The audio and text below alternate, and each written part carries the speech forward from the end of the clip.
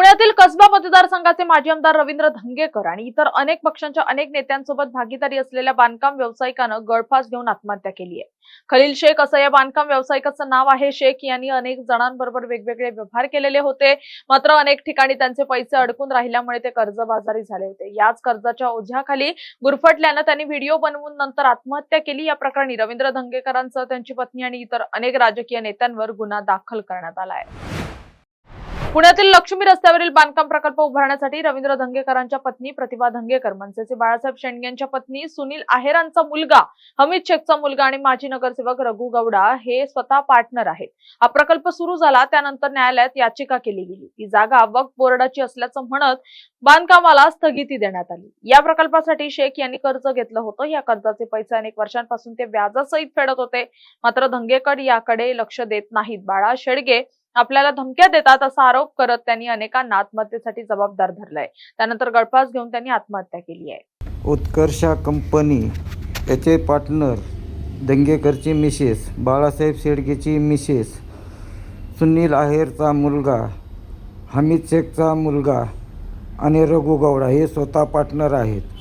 पर माझं यांची एक बिल घेतलेलं आहे, त्याचे बिलाचं पेमेंट आहे 20 लाख रुपये, तो दिले नाही आणि 2 बिलं यांनी घेतलेले नाहीत। असे त्या 2 बिलाचं पेमेंट आहे 15-15 30 लाख रुपये, असे यांच्याकडून टोटल येणं आहे 50 लाख रुपये।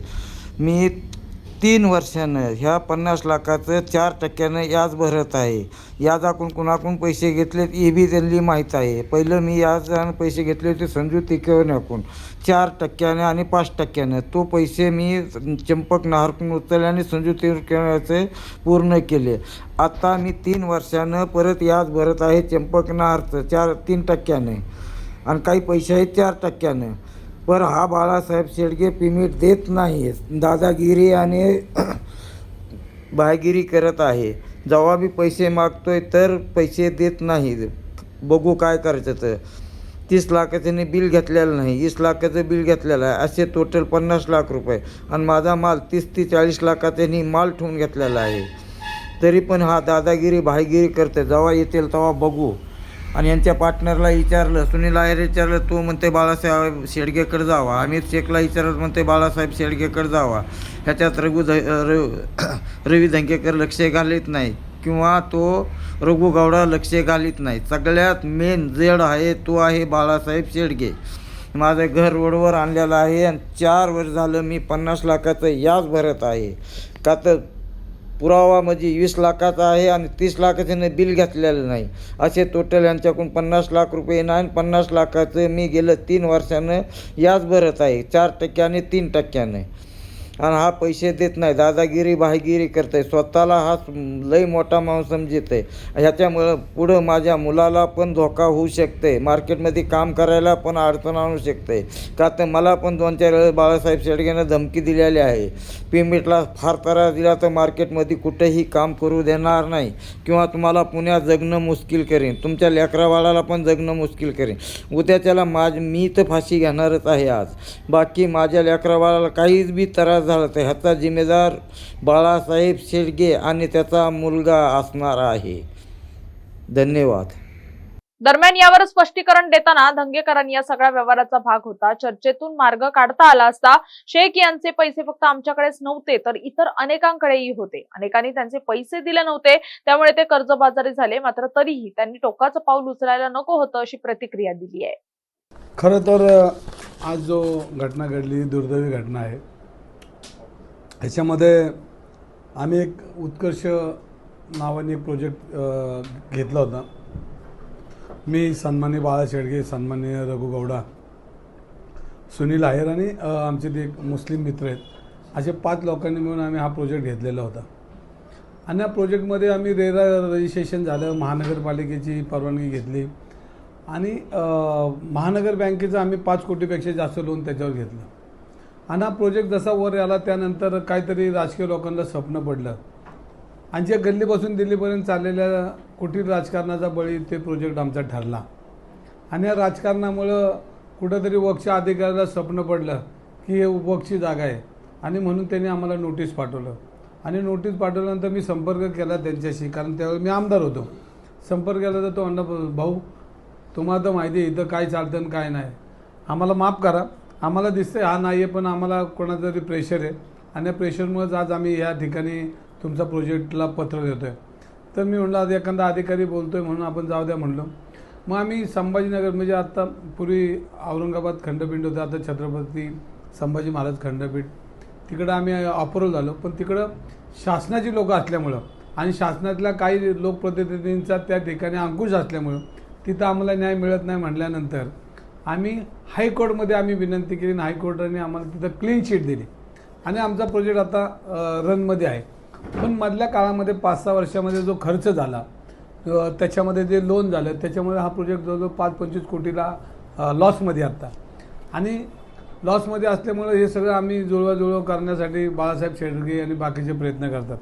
खरं तर 2025लाच आम्ही ह्याच्यामधनं विड्रॉल घेतले की आपल्यामुळे जर त्रास होत असेल तर आम्ही स्वतः विड्रॉल घेतले आणि विड्रॉल घेतल्यानंतर तरी आमचा त्रास संपेना.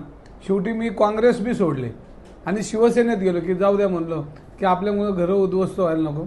मागच्या वर्षीच बाळासाहेब शेडगे म्हणजे मी आत्महत्या करतो, आम्ही कसं तरी त्यांना थांबवतो आहे, कारण त्यांचे बी घरदार आज ह्याच्या प्रोजेक्टमुळं रस्त्यावर आले ते, आणि ह्याच्यामुळं मोठा त्रास आम्हाला त्यांना सगळ्यांना आहे. आणि एक मी परिवारातला म्हणून जरी मी बाजूला पडलो तरी त्यांचं संरक्षण करणं ही आपली काळाची गरज आहे. आणि अशा वेळेला त्यांच्याबरोबर नाही राहिलो तर शेवटी मैत्री केली तर दंगेकर मैत्री सोडू शकत नाही. आता मला किती त्रास होणार आहे तुम्हाला माहिती आहे, पण त्यालाही मी त्या त्रासाला भेग घालून जो आहे तो मी त्या त्रासाला पुढे जाणार आहे. त्यांना जो त्रास झाला राजकीय मला झाला, मी माझा सहन केला, पण त्यांना झाला नाही म्हणून ते राज ठाकरेंकडे गेले.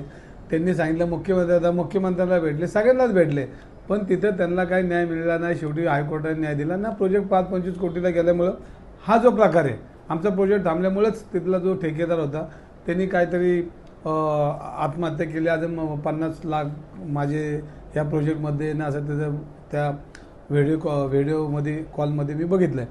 पण हे करत असताना त्याचा जो हिशोब होते, मी सकाळी चर्चा केली तर त्याचा एवढा हिशोब होत नाही, कारण GST जी भरायची ती GST भरून त्यांनी आपल्याला पत्र द्यायचं होतं, ते अजून पत्र पोचलेलं नाही.